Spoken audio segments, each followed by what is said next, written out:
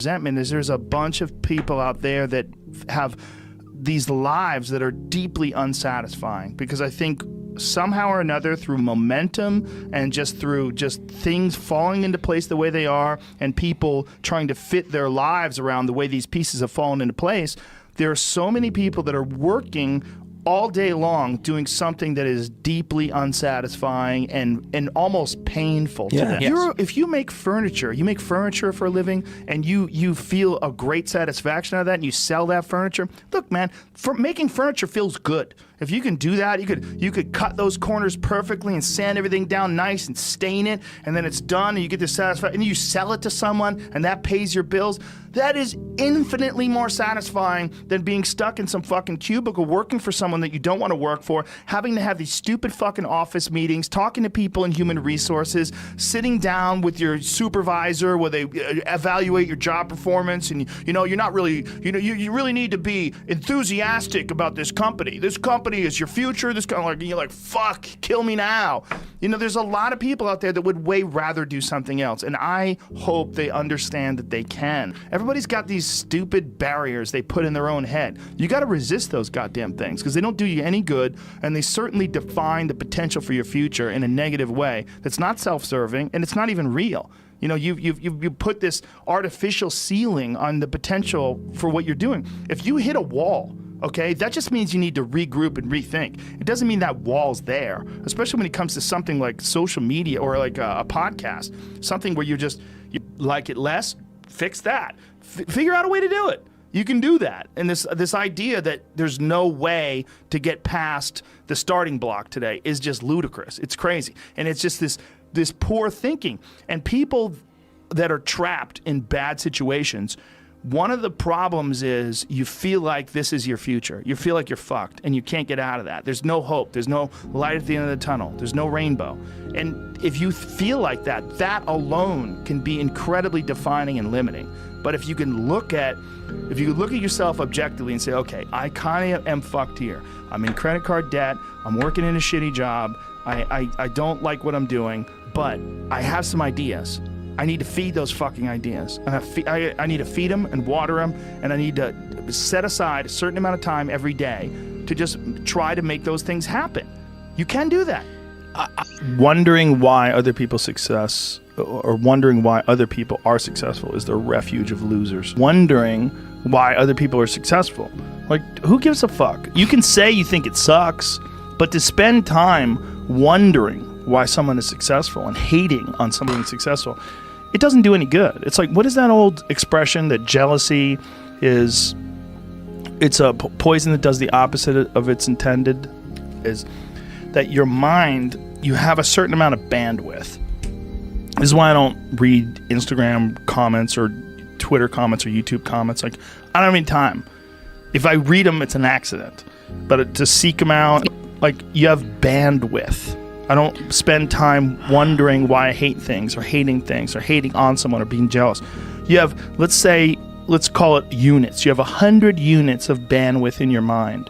So that means there's 100 units that you can spend on things you care about, or you could let your mind be occupied by some stupid fucking Twitter feud that you're in with some idiot that you don't even know, and you could spend 30% of your Twitter bandwidth or your mind bandwidth on this, and then you only have 70% for the things you love. And then maybe you're involved in some fucking relationship with someone who's an idiot, and you're arguing back and forth with them. Well, there's another 30% that's gone. Now you have 40% left. You have 40% for the things you love instead of 100%. But if you only concentrate on the things you care about that mean something to you, and I think that there's a lot of people out there that think somehow or another you're going to get to some place where you're living in silk sheets and you're getting your toes done while someone's dropping grapes into your mouth. I don't want that. I've never wanted that.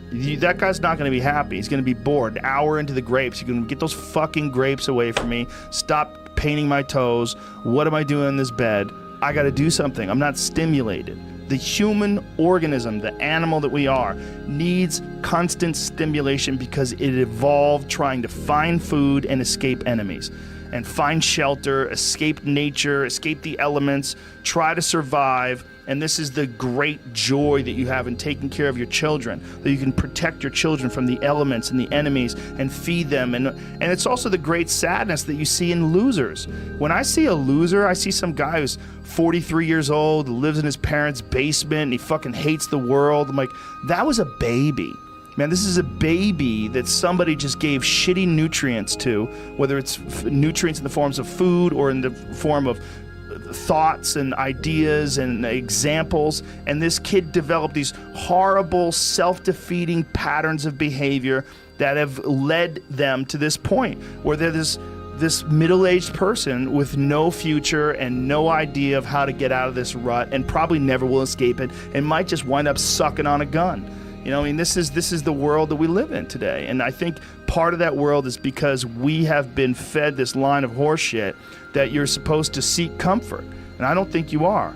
I think you're supposed to seek lessons, and you're supposed to seek difficult tasks and accomplishments. And through those things, and through doing things that are hard to do, even if it's just a fucking 90-minute hot yoga class.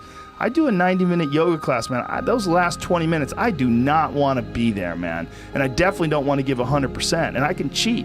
I can kind of half-ass it. But if I don't, and I get through it, when that time is up and the lady says namaste and everybody gets up, I'm like, fuck, man, I made it. You know, I lost 15 pounds. My fucking yoga mat is drenched to the point where I could literally wring it out and fill a jug up with water. But through that struggle, I will now have a better day, and I better fucking do it again tomorrow or do something else, because if I just think, well, tomorrow I'm just going to coast and eat Twinkies and watch TV. Oh, hello, sadness, my old friend. Hello, depression. Because when you're not doing anything, you feel like shit. And that's just a part of being a human being. And we can pretend that we're something other than what we really are, and we can pretend, nah, me, man, I'm just cool, just chilling, doing nothing. Bullshit. You're a fucking human. You're a human being. You evolved from the fucking hundreds of thousands of years of hunters and gatherers and people that were struggling. Those human reward systems are carved deeply into your DNA. And if you don't respect that, if you don't respect the mechanism of happiness and fulfillment and what you really need to do in order to feel satisfied in life, camaraderie, love, family, friendship, struggle, testing yourself, learning, all those things are imperative. They're all a giant part of being a person. Concentrating on people that suck or being jealous about people that are doing well does me zero good. But instead, if someone does well, I can be inspired and I can get fired up by it. I mean, I figured this out in my early 20s. I was like, okay, this is I have a poor way of looking at it, because it's a martial arts thing. Because in martial arts, like, you can't be jealous of someone else's ability. You have to realize you might have to fight them someday. So by realizing that they're really good, you're forced to be objective about it. And you have to go to work. Like, you have to go, fuck, that guy's better than me. I got to get better. And you have to go to work. Right. There's no positive benefit in underestimating someone. Underestimating someone will get you fucking killed. Like, literally. You're gonna get. But this is something I've cultivated for a long time and avoided things that make me unhappy and figured out what those things are and been very rigid about eliminating them from my life. And one of the big ones is eliminating interactions with people that are negative. That is gigantic. And because I've realized that I'm not really as independent as I used to like to think I was. I used to like to think that my thought process was independent and that I don't give a fuck what anybody thinks. That's nonsense. People say that because they absolutely care what people think and it bothers them. So they say, I don't give a fuck. But that I don't give a fuck stuff is almost entirely nonsense. You do care. And you care in both ways. You care if people are critical of you, care if people are positive of you, but you also care if people are living positive lives and they're motivating you. That's a big one. People are fuel, and other people, it's one of the reasons why I like talking to people, one of the reasons why I like to do podcasts, because I get a lot out of, like just talking to you about your time in the monastery or your push to get to that 100 miles. Like, you get energy out of people like that, and you think about this energy and you think about this inspiration when you're doing other things. And it also sets in your mind that when you meet these exceptional people that move you, like, what are the characters, what are the qualities that they have, what are the characteristics that they possess, and those things become significant and important to you. Whereas if you live around a bunch of people that are complaining and bitching about everything, and they see the negative in everything, and they're always whining, those people are the opposite of that. They're the opposite of inspiration, and they're mud. You're just like, what? It's like you're up to your ankles in mud. You try to trudge through life. It's difficult. You're not light. It's not pushing you. There's not a wind at your back. The wind's in your face, and it's rough, and over time, I've learned that these people, you're not going to fix them. I used to want to fix them when I was young. I used to want to go, hey man, I see what you're doing. Like, dude, don't do that anymore. Listen, just do this and stop doing that and start doing this. And if you just work towards this, you could be successful. And then a week later, the guy's doing the same shit. You're like, okay, right. I'm wasting a significant amount of my energy on someone who doesn't want to waste any of their energy on themselves. And so managing the community and the tribe that you're in, making sure that you're a good member of that tribe, that you're doing your part, and there's a lot of cynicism in these days about inspiration and about motivation, because there's a lot of fake shit. You can go on Instagram and you see a million of these inspirational quote pages, and they're run by people that are probably depressed. You see a lot of people that are, talking about how to get ahead in life, but they're not really doing anything themselves. So there's a lot of cynicism involved in it. But there's also sincerity in it. And you can get, if you just look at it with a pure heart and a pure mind, you can get a lot of energy out of that. And when you're around happy, inspirational people that are successful, it makes you feel better and you get inspired. And if you act on that inspiration, your life will be more fulfilled. And it's not just inspirational in terms of financial success, but in terms of doing difficult things, whether it's running 100 miles. It doesn't pay you a goddamn thing other than the wealth of the knowledge that you can push yourself to such an extreme.